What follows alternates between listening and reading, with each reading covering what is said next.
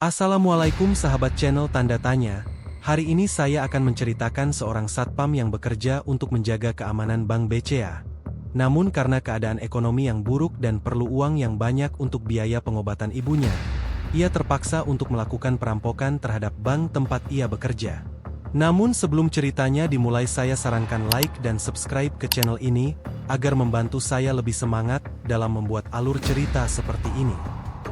Ardi Wijaya menatap cermin saat mengenakan seragam satpam berwarna coklat tua yang ia kenakan sudah usang di siku-siku, tapi masih ia setrika rapi setiap pagi. Hari ini, matanya tak seperti biasa. Ada gemuruh gelap di balik sorotnya yang biasanya tenang. 5 menit lagi bank tempatnya bekerja akan buka. Tapi pikirannya melayang ke suara mesin cuci darah di rumah sakit kemarin. Dokter bilang ibunya hanya punya waktu 3 bulan tanpa transplantasi ginjal. 200 juta. Angka itu menggedor kepalanya seperti palu. Kau baik-baik saja, Ardi? Sentilan Pak Joko, satpam senior, menyadarkannya. Ardi mengangguk sambil menekan luka di pergelangan tangan, bekas cakaran rentenir 3 hari lalu. Sepanjang shift, ia memelototi brankas besi di belakang teller. Jari-jarinya mengetuk pola kode security yang hanya ia dan manajer yang tahu. Saat istirahat siang, ia menyelinap ke gudang belakang. Ponselnya bergetar. Masih serius dengan rencana itu? Pesan dari nomor tak dikenal. Ardi menelan ludah. Jantungnya berdebar kencang saat jempolnya mengetik balasan. Temu jam 9 malam. Warung mie Jawa dekat rel kereta. Malam itu, di bawah cahaya neon yang berkedip-kedip, Ardi duduk berhadapan dengan Dika, teman SMA-nya yang kini berubah. Tato ular naga melingkar di leher Dika, sementara jarinya yang beranting terus mengetuk laptop usang. Kau yakin mau masuk jurang ini? Dika menyulut rokok, asapnya menari di antara wajah mereka. Kubilang dari awal, kalau kita mulai, tak ada jalan mundur. Ardi mengeluarkan map berisi denah bank. Tangannya gemetar. Aku butuh orang yang bisa matikan sistem CCTV dan alarm. Dika tertawa pendek.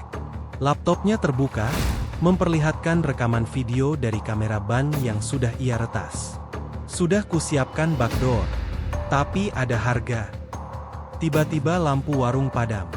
Suara deru kereta api melintas menggila. Saat cahaya kembali, Ardi melihat sesuatu yang membuat darahnya membeku. Di layar laptop Dika, ada foto dirinya sedang menjemput ibu di rumah sakit. Layar laptop Dika berkedip-kedip. Foto Ardi dan ibunya di rumah sakit itu seperti tamparan. Kau menguntitku? Desis Ardi, suaranya parau. Dika menutup laptop perlahan. Bukan aku yang harus kau takuti. Ada yang sudah melacakmu sejak kau pinjam uang ke si Jangkung. Jangkung?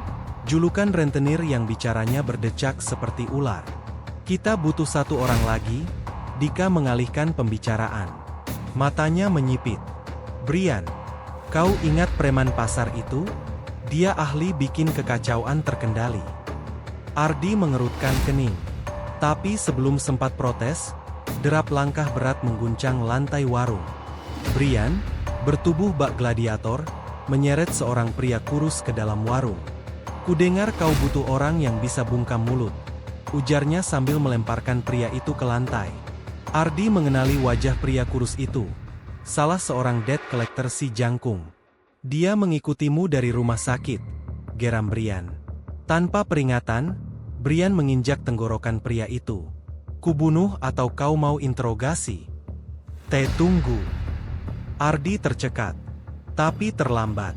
Suara tulang retak memecah kesunyian. Dika hanya menghela napas, sementara Ardi muntah ke pinggir rel.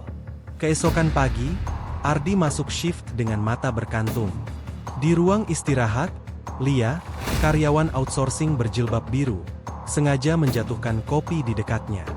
Maaf, Pak, bisiknya sambil menyelipkan kertas ke saku Ardi. Aku tahu kode vault hari ini, tapi aku mau 30%. Ardi membakar kertas itu di kamar mandi.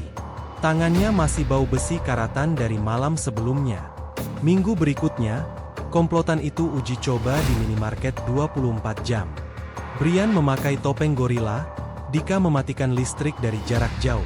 Sementara Ardi, dengan topeng bajak laut, memegang pistol mainan. Tapi saat kasir muda itu menjatuhkan cincin kawinnya, Brian mengubah rencana. Buka brankas mini atau kubakar mukanya. Pekik Brian sambil menyalakan korek di dekat telinga kasir. Ardi terpaku. Ini bukan bagian dari skenario. Dari luar, sirene polisi mendekat. Dika mengutuk melalui walkie-talkie. Ada patroli lewat. Cabut. Mereka kabur dengan uang receh tak sampai sejuta. Tapi di gang gelap, Brian tertawa sambil mengacungkan cincin emas hasil curian. Lihat, sedikit teror membuat mereka patuh. Ardi ingin berteriak, tapi yang keluar hanya desahan. Di sakunya, ponsel bergetar. Pesan dari nomor tak dikenal. Aku lihat kau main api di minimarket. Tertarik kerja sama. Sementara itu, di kantor polisi, Detektif Rendra menatap rekaman CCTV minimarket yang dihapus sebagian. Jejak peretasannya terlalu rapi untuk penjahat biasa. Ada yang sedang latihan, gumamnya sambil mencoret nama Ardi di daftar pegawai bank yang baru ia minta ke HRD. Angin malam menerbangkan sampah plastik di parkiran ban. Ardi berdiri di depan pintu vault, telapak tangannya basah. Kode dari Lia, 23 Juli 89. Terbakar di ingatannya. Tanggal lahir anak manajer ban. Kau yakin ini bukan jebakan? Bisiknya ke Lia lewat ponsel.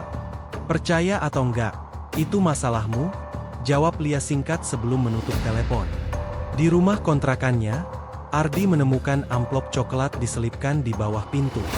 Isinya, foto ibunya sedang tidur di rumah sakit, diambil dari sudut kamar. Di belakangnya tulisan tangan, kerjasama atau ibu jadi korban pertama. Malam itu, di gudang bekas pabrik tekstil, komplotan itu berkumpul. Dika memproyeksikan denah ban ke dinding berjamur. Setiap Selasa pagi, truk pengisian uang datang. Kita punya waktu 8 menit 43 detik sebelum polisi respon cepat tiba, ujarnya. Tapi Brian memotong. Kalian terlalu ribet. Gas air mata, pukul satpam, ambil uang, selesai. Satpamnya aku, geram Ardi. Suasana tegang. Dika tiba-tiba membuka tab baru di laptopnya. Lihat ini. Selama meretas, kutemukan aliran dana mencurigakan ke rekening pejabat. Angka-angka itu membuat mereka terdiam. Uang yang akan mereka rampok tak sampai 1/10 dari jumlah itu. Kita bisa ganti target, desis Lia yang tiba-tiba muncul dari bayangan. Ambil data ini, lalu memeras mereka. Ardi meninju kalengket sampai penyok. Aku cuma butuh 200 juta untuk ibu. Bukan perang melawan koruptor. Keesokan hari, saat Ardi bertugas, Pak Joko menepuk bahunya. Kau akhir-akhir ini sering melamun. Ada masalah keluarga. Ardi hampir menangis. Tapi sebelum sempat menjawab, alarm vault berbunyi. Semua orang berlarian. Di dalam vault, Lia pura-pura ketakutan sambil menyelinapkan USB ke sela karpet. Kesalahan sistem, teriak manajer ban. Tapi Ardi tahu ini ulah Dika. Malam harinya, di persembunyian mereka, Dika membuka data transaksi ilegal. Ini bisa menghancurkan separuh elit kota, bisiknya takjub. Tiba-tiba lampu padam. Saat genset menyala, Lia sudah berdiri di pintu dengan pistol kecil. Maaf, bos. Tapi data ini terlalu berharga untuk dibagi. Brian tertawa kasar. Kau pikir kami bodoh? Dia menyodokkan pisau ke leher Lia. Tapi Lia tersenyum. Cek ponselmu, bisiknya. Di layar Brian, ada video adik perempuannya yang sedang pulang sekolah. Dia cantik. Ya, aku jamin keamanannya. Asal kalian patuh. Ardi terpaku. Permainan ini tiba-tiba memiliki terlalu banyak pemain. Brian mendecakkan lidah. Pisau di tangan gemetar, tapi akhirnya diturunkan. Kalau ada satu helai rambut adikku yang hilang. Ancamnya. Lia menyimpan pistol. Kita tetap lanjutkan rencana. Tapi data ini asuransi kita. Matanya berpindah ke Ardi. 200 juta untukmu. sisanya untukku. Setuju? Dika menatap layar penuh data korupsi. Ini lebih dari sekadar uang. Kita bisa. Tutup mulut, sergah Ardi. Napasnya berat. Aku tak peduli politik atau korupsi. Lakukan sesuai rencana. Besok Selasa. Pukul 3.47 dini hari, Ardi bersandar di tembok kamar mandi rumah sakit. Ibunya tertidur di balik tirai hijau. Di genggaman, botol kecil berisi cairan sedatif curian dari gudang farmasi. "Maaf, Bu," bisiknya sambil menitikkan air mata ke lantai keramik. Selasa pagi. Langit kelabu. Truk pengisian uang BCA parkir di belakang ban.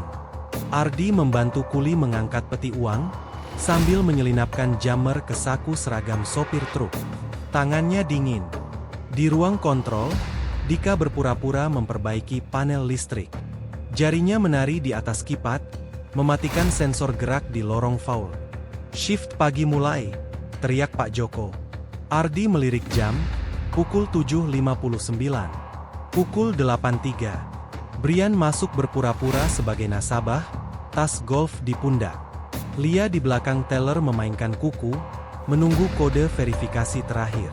Tiba-tiba detektif Rendra muncul di pintu utama. Seragam polisi. Tatapannya mengais ruangan. Ardi keringat dingin. Ini bukan jadwal patroli rutin.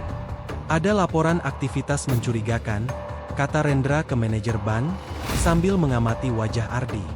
"Bisa saya cek CCTV?" Dika di ruang kontrol membeku.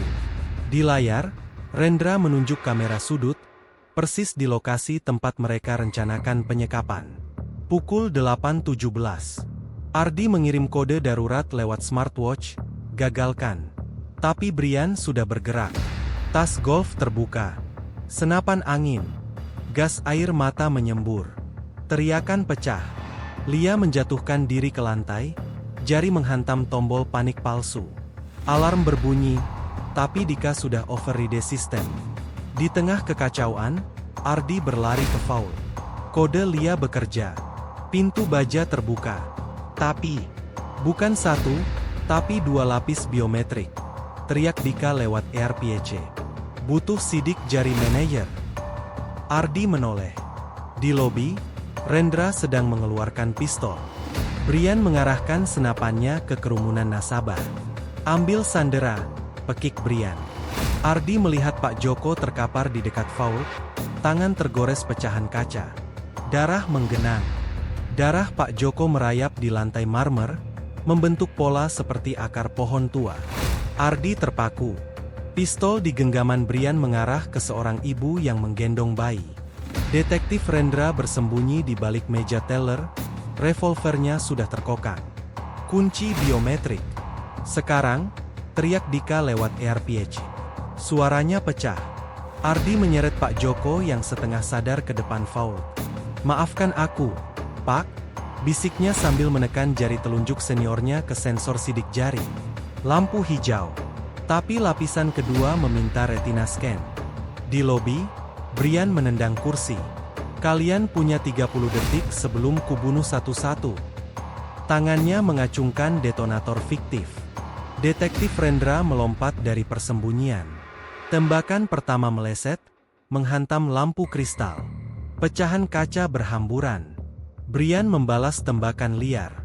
Ardi berlari ke ruang manajer. Foto keluarga di meja, istri, 2 anak, dan anjing Golden Retriever.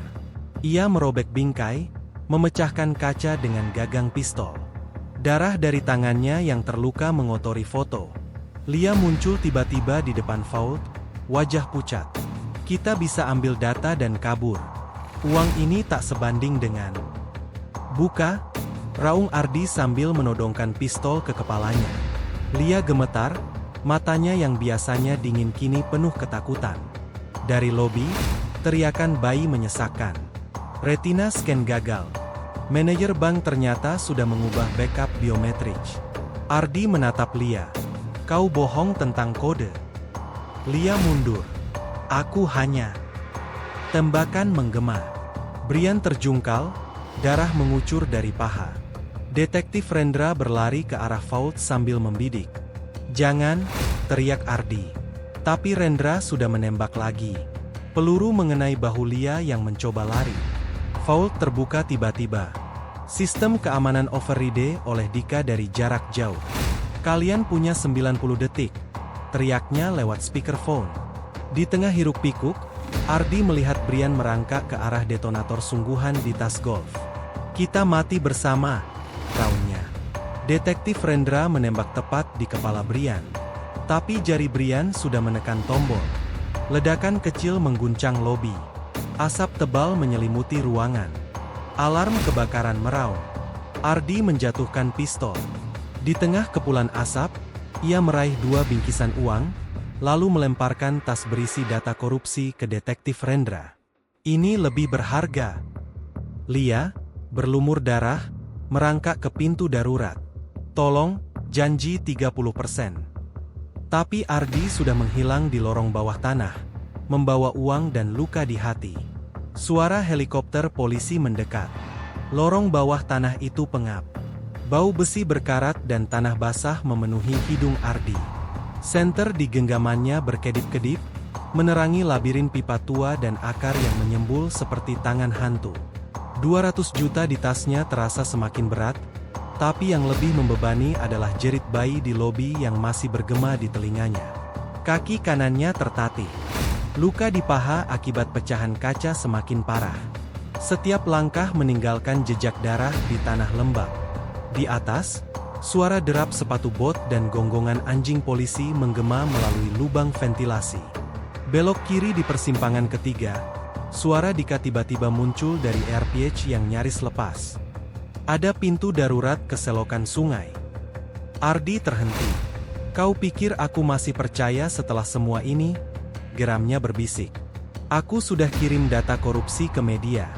Tapi polisi akan tutup semua jalan keluar dalam 10 menit. Mau hidup? Belok kiri." Napas berat Ardi berbaur dengan gemericik air kotor. Di persimpangan ketiga, cahaya senter menyapu tulisan spray merah di dinding. "Jangan percaya Dika." Darahnya membeku. Langkahnya terhenti oleh suara geretan korek api. Di sudut gelap, Lia bersandar di dinding, tangan menekan luka tembak di perut. "Kau pikir bisa kabur sendiri?" Suaranya parau. Kantong uang kecil di genggamannya berlumur darah. Ardi mengarahkan senter ke wajah Lia. "Kau yang tulis pesan itu di dinding?" Lia tertawa pahit. "Dika sudah jual kita semua. Pintu kiri itu jebakan." Tembakan tiba-tiba melintas dari belakang. Ardi menarik tubuh Lia masuk ke ceruk pipa. Peluru menembus dinding beton di tempat mereka berdiri tadi. "Ada yang bocor ke polisi," desis Lia sambil merogoh pistol dari pinggang. Magazinnya kosong. Di atas tanah, detektif Rendra berdiri di mulut lorong dengan radio di tangan. "Kirim unit gegana." Mereka bawa bahan peledak sisa. Matanya menatap file data korupsi di tablet. Nama-nama pejabat tinggi berjejer. Sebuah panggilan masuk dari nomor tak dikenal. "Awasi anak buahmu, detektif. Koruptor tak mau matahari terbit besok." Ardi menyeret Lia melalui genangan air berlumur minyak. Suara anjing semakin dekat. Tiba-tiba, Lia mencengkram lengan Ardi. Lubang di kanan, jalur alternatif ke rumah sakit. Darah mengucur dari sudut bibirnya. "Aku, ubah rencana minta ampun." Tasnya terbuka. Sebuah USB jatuh ke air keruh. Ardi memungutnya. Label bertuliskan, "BCA Gubernur." 5 menit, teriak Dika di RPH. "Ledakan penghalang di depanmu." Ardi melihat bongkahan beton menghalangi jalan. Di depannya, kabel detonator terpasang dengan jam digital berhitungan mundur. Pukul 00:04:59. Angka di jam digital menyala merah. Pukul 00:03:12. Ardi menatap kabel detonator yang menjalar seperti urat naga di bawah beton. Di telinganya, suara Dika mendesak, "Tekan tombol merah. Sekarang." Lia menggenggam tangan Ardi. Dia ingin menghapus jejak. Darah menggelembung di mulutnya. USB itu, sandi untuk. Tapi napasnya terhenti. Tubuhnya lemas, mata masih terbuka. Di atas tanah, Detektif Rendra menekan pelipis. Sinyal GPS dari USB menyala di tablet. Mereka di bawah Sungai Ciliwung, teriaknya ke tim SWAT. Tapi seorang polisi muda tiba-tiba mengarahkan pistol ke punggungnya. "Maaf, Pak. Atasan bilang data itu tidak boleh bocor." Pukul 00:01:45. Ardi merobek baju Lia. Di balik lapisan kain, ada peta jaringan selokan tua. Tanda X merah di dekat rumah sakit. Tangan gemetarnya menyentuh USB. "BCA Gubernur. Kau mau mati?" teriak Dika. Ardi mencabut kabel merah. Jam digital mati. Tapi getaran tiba-tiba mengguncang terowongan. Ledakan datang dari arah berlawanan. Air selokan naik deras, menghanyutkan mayat Lia. Ardi memanjat pipa besi, tas uang tersangkut di besi tajam. 200 juta tercerai-berai di air keruh. "Tidak!" jeritnya. Tapi arus sudah menyapu segalanya. Di permukaan, Detektif Rendra berlari sambil menyeret polisi pengkhianat yang tertembak di kaki. Tabletnya menunjukkan lokasi Ardi bergerak cepat ke arah rumah sakit. Pukul 9:33. Ardi keluar dari lubang got di belakang rumah sakit. Tangannya masih menggenggam USB berlumur darah. Dari jendela lantai 3, ia melihat ibu terbangun, memandang ke arahnya dengan mata berkabut. Tapi 8 motor Harley sudah menunggu. Si jangkung, rentenir bertubuh kurus seperti tongkat, tersenyum mengerikan. "Utangmu belum lunas, Ardi." Si jangkung melangkah mendekat, sepatu bootsnya menggerus kerikil. 8 anak buahnya membentuk lingkaran. "Uangnya, Ardi," bisiknya, kuku jari tengahnya yang panjang menyentuh pipa air di tembok. Ardi mengepal USB. "Data ini bernilai miliaran. Ambil, tapi bebaskan ibuku." Tawa si jangkung seperti gesekan gergaji. "Kau pikir aku pengemis data?" Pisau belati muncul dari lengan jasnya. "Aku mau darah atau rupiah? Pilih." Di ruang ICU lantai 3, Ibu Ardi batuk-batuk. Tangannya meraih remote TV. Layar menyala, bocoran data korupsi Bank BCA menggegerkan. Detektif Rendra menerobos pagar rumah sakit. Di belakangnya, suara tembakan. Polisi pengkhianat tadi terkapar di parkiran, tablet pecah di sampingnya. Si jangkung menikam. Ardi menghindar, pisau mengoyak lengan bajunya. USB terjatuh. "Jangan!" teriaknya. Tapi pistol salah satu preman sudah mengarah ke jendela kamar ibunya. Tiba-tiba sirene TV live report meraung. Truk-truk media membanjiri gerbang. Si jangkung mengutuk. "Bunuh mereka semua!" Ardi menyambar USB dan melompat ke pipa drainase. Peluru mengejar kakinya. Di atas, Detektif Rendra menembak ban motor si jangkung. Kekacauan pecah. Lantai 3. Ibu Ardi berdiri gemetar di ambang jendela. Matanya bertemu Ardi yang sedang memanjat tali darurat. "Lakukan yang benar, Nak," teriaknya lemah. Tangan si jangkung muncul dari belakang, menarik rambut Ibu Ardi. "Turun atau ibu tercinta jatuh." Angin pagi menerbangkan selimut pasien ke udara. USB di genggaman Ardi berkilat diterpa matahari. Angin menerbangkan rambut Ibu Ardi yang sudah memutih. Matanya yang keruh tiba-tiba jernih, seolah melihat anaknya untuk terakhir kali. "Jangan jadi seperti mereka, Ardi," bisiknya, lalu menjatuhkan diri ke belakang, menarik tubuh si jangkung yang terkejut ikut terjungkal. Dua tubuh itu menghantam tanah beton dengan suara gebuk. Darah menggenang di bawah jendela lantai 3. Teriakan reporter dan bunyi kamera membekukan waktu. Ardi tercekat. Tangannya masih mencengkeram USB, tapi jiwanya hancur berkeping. Di bawah, Detektif Rendra berlari ke tubuh Ibu Ardi yang sudah tak bergerak. Dari saku jasnya, selembar surat terjatuh, bertuliskan, "Maafkan Ibu, Nak." Si jangkung bangkit dengan tulang selangka patah. "Bunuh mereka," raungnya ke anak buah. Tapi motor Harley tiba-tiba meledak satu persatu. Dika muncul dari asap, laptop di tangan. Hadiah perpisahan, katanya ke Ardi, lalu menghilang di kerumunan wartawan. Detektif Rendra menyeret Ardi ke mobil patroli. Data di USB itu bisa menjerat mereka semua. Tapi kau harus hidup untuk melihatnya. Tapi Ardi sudah merampas pistol dari sabuk Rendra. Hidup untuk apa? Tembakan menggema. Detektif Rendra terjatuh, darah mengalir dari bahu. Ardi lari ke arah truk media yang sedang siaran langsung, USB teracung di tangan. Lihat ini, teriaknya ke kamera. Ini bukti mereka merampok rakyat. Jarinya menekan tombol play. Tapi layar monitor hanya menampilkan rekaman Dika tertawa sambil menghapus data. Maaf, Ardi. Pertaruhan sudah berakhir. Polisi mengepung. Ardi tertawa getir. Pistol diarahkan ke pelipis. Tapi tiba-tiba, suara ibu Ardi dari rekaman CCTV rumah sakit terdengar di ponsel detektif Rendra. Jadilah pahlawan kecilmu sendiri. Senjatanya gemetar. Di kejauhan, sirene gegana meraung. Langit mendadak gelap. Pistol di pelipis Ardi bergetar. Hujan pertama musim kemarau menghantam wajahnya, mencampur air mata dan darah. Rekaman suara ibunya masih bergema dari ponsel Rendra.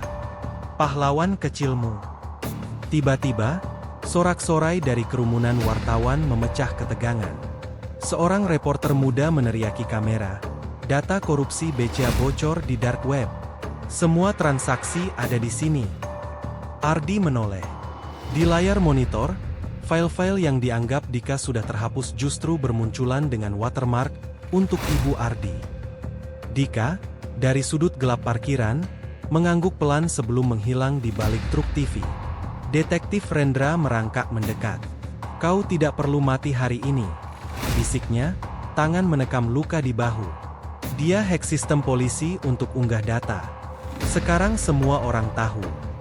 Tapi Ardi sudah melemparkan pistol ke selokan. Di sakunya, surat ibu terbuka oleh hujan. Tulisan tangan yang goyah, ibu memilih pergi agar kau punya alasan untuk tetap baik. Si jangkung mencoba kabur di tengah kekacauan, tapi roda motornya terperosok di genangan darahnya sendiri. Masa marah, nasabah kecil, pedagang korban rentenir, ibu-ibu yang uangnya hilang, mengepungnya. Teriakan, lincing, menggantikan deru mesin. Ardi berjalan ke tubuh ibunya. Darah di aspal sudah tercuci hujan. Di tangan kiri ibunya, cincin perak murah, hadiah ulang tahun Ardi waktu SMP, masih melekat. Detektif Rendra meletakkan jaket di bahu Ardi. Mereka akan menuntutmu 20 tahun penjara. Tapi dengan data ini, kita bisa. Sudah cukup, potong Ardi. Dari kejauhan, lampu biru merah mobil polisi mendekat.